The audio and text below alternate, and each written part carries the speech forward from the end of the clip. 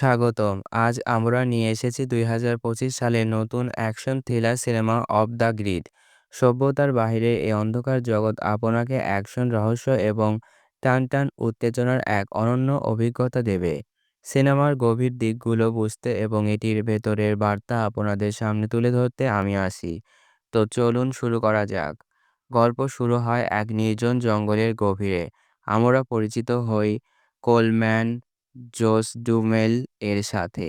Coleman একজন প্রাক্তন সামরিক অফিসার, যিনি তার অতীত দুঃসময় থেকে মুক্তি পেতে সমাজ থেকে দূরে সরে গিয়ে জঙ্গলের মধ্যে বসবাস করতে শুরু করেছেন।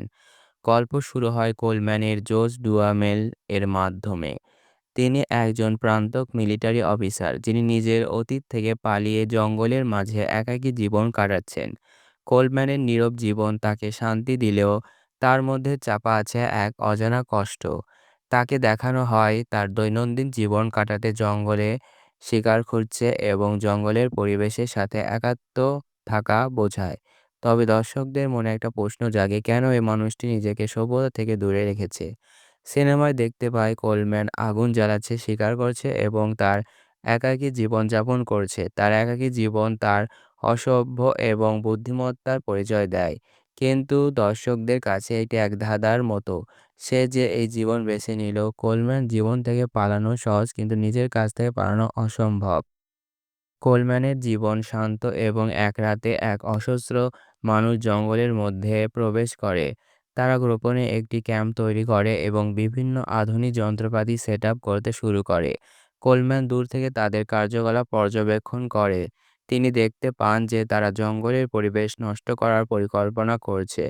এই দলের নেতা অত্যন্ত নিষ্ঠুর, ঠান্ডা মাথার এবং শক্তিশালী। কোলম্যানের ক্যাম্প থেকে দলের ক্যাম্প পর্যবেক্ষণ করে ক্যামেরা দলটির কার্যকলাপ এবং তাদের মেশিন ক্লোজ আপ শট সব দেখে নেয়। একজন সদস্যের মন্তব্যের মাধ্যমে আমরা বুঝতে পারি তারা দ্রুত এখান থেকে কোলম্যানকে আটক করতে চায়।